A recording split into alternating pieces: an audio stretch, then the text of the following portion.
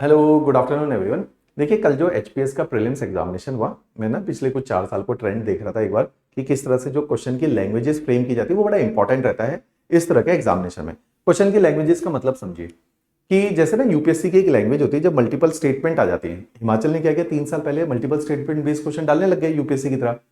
तो उन multiple statement questions में भाषा बहुत इंपॉर्टेंट रोल करते हैं। और ऊपर से देखो ना, आप हिमाचल प्रदेश एडमिनिस्ट्रेटिव सर्विसेज में लोगों का चयन करो जिसमें लैंग्वेज एक इंपॉर्टेंट पार्ट है, मेंस उसी से निकल रहा है। दूसरा, आपकी जो ये सेवाएं हैं, प्रशासनिक सेवाएं हैं, है ना, एडमिनिस्ट्रेटिव सर्विसेज है, इसमें भाषा, क्योंकि आपने सारा कम्युनिकेशन रिटन फॉर्मेट में करना है, भाषा वेग नहीं हो सकती है। कोई ब्यूरोक्रेट अगर कोई बात लिखेगा, कोई लेटर लिख रहा है, कोई ड्राफ्ट कर रहा है कुछ भी चीज, तो उसमें वेग भाषा तो नहीं होगी, वो वही लिखेगा जो वही दर्शाएगा जो वो कहना चाहता है, उसका दो मतलब नहीं निकलेंगे। अब अभी ना मैं आपको एचएस की लैंग्वेज दिखाता हूं क्वेश्चन में कैसे यूज हो रही है, जो कि एब्सोल्युटली जो जहां पर भी स्टेटमेंट बेस्ड क्वेश्चन है वहां पे वो बिल्कुल ही वेग है लैंग्वेज, और यूपीएससी की लैंग्वेज से कंपेयर करता हूं तो आपको समझ आएगा क्या चीज के ऊपर मैं फोकस कर रहा हूं, है ना। ये इन अ वे, इससे ऐसा नहीं कि आपका क्वेश्चन सही और गलत हो रहा है, ये एज अ कमीशन पे क्वेश्चन है कि आप लैंग्वेज इतनी खराब कैसे डाल सकते हो। वो भी ऐसा पेपर, आप पटवारी का पेपर थोड़ी पूछो या कलर का पेपर थोड़ी कंडक्ट कर रहे हो, आप एचएस का पेपर कंडक्ट कर रहे हो। वहां पे आपने इस बात को इतनी गंभीरता से क्यों नहीं लिया। फॉर एग्जाम्पल, मैंने मेरे सामने एचएस का कल का पेपर है, ये पहला सवाल है ज्योग्राफी का, है ना। तो सवाल देखिए, अब भाषा पे ध्यान देना। Consider this following statement. इस बात का मतलब है कि नीचे कुछ स्टेटमेंट हमने लिखी है, आप एक बार इस पे चिंतन कर लीजिए, एक बार इनको देख लीजिए, समझ लीजिए, फिर सवाल पैदा होगा। सवाल क्या पूछा, choose the correct answer from the given below, below, above नहीं बिलो, कि इनको पढ़ लिया, अब सही उत्तर दीजिए। सही उत्तर क्या है? क्या आपने पूछा ये स्टेटमेंट करेक्ट है, क्या आपने पूछा ये स्टेटमेंट इनकरेक्ट है? आपने तो कुछ पूछा ही नहीं, आपने सवाल कहां किया? तो यहां पे तो सवाल ही नहीं कुछ किया, उन्होंने कहा नीचे दिए गए जो ऑप्शन है इनमें सही उत्तर दीजिए। तो इनमें ये कब बात करेगी ये ऊपर की स्टेटमेंट सही है गलत? अब मैं, आप मेरे लॉजिक को कब समझोगे, जब आप यूपीएससी का क्वेश्चन पढ़ोगे। देखो, इसी साल यूपीएससी 2025 का पेपर ज्योग्राफी में देख रहा हूं, तो ज्योग्राफी के मैं आपके लिए वो लेकर आया हूं ना सैंपल। With reference to the planet earth, earth के संदर्भ में इन स्टेटमेंट को कंसिडर कीजिए जो हमने नीचे दी गई है। पहली लाइन तो सेम है दोनों की, ऐसी होनी चाहिए पहली लाइन, लेकिन यूपीएससी ने सवाल पूछा है प्रॉपर क्वेश्चन मार्क लगा के। आपने क्वेश्चन मार्क कहां लगाया और सवाल क्या है, which of the statement given above are correct. वहां पे क्या लिखा है, which of the statement given below, choose the correct answer.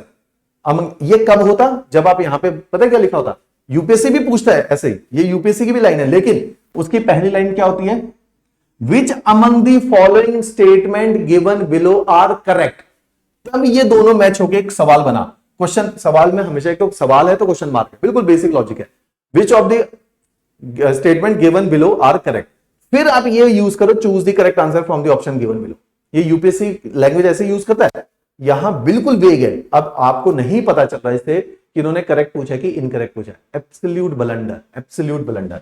अब आप ना मेरे इस वीडियो को देखने के बाद अपने पेपर को सामने खोलिए, उसको एनालाइज कीजिए। ज्योग्राफी में तो तब भी मल्टीपल स्टेटमेंट बेस्ड क्वेश्चन कम है, सीधी आई है इस बार ज्योग्राफी ना, आसान आई है, लेकिन बाकी सब्जेक्ट देखना, पॉलिटी, हिस्ट्री, इकोनॉमी, इनमें देखना, आपको लगेगा ये तो सच में बहुत ज्यादा जो है ब्लंडर किया है कमीशन ने। देखिए, एक ये मैंने दिखाया। अब मैंने यूपीएससी की भाषा दिखाता हूं आपको ना, कि फर्क देखिए यूपीएससी और इसमें कैसे, कितनी गड़बड़ है। इसके अंदर यूपीएससी का एक और क्वेश्चन दिखाता हूं जिसमें मल्टीपल स्टेटमेंट होगी, फिर आपको बात समझ आएगी। देखिए, consider the following statement, UPSC का सवाल है, consider the following statement about turmeric during the year this.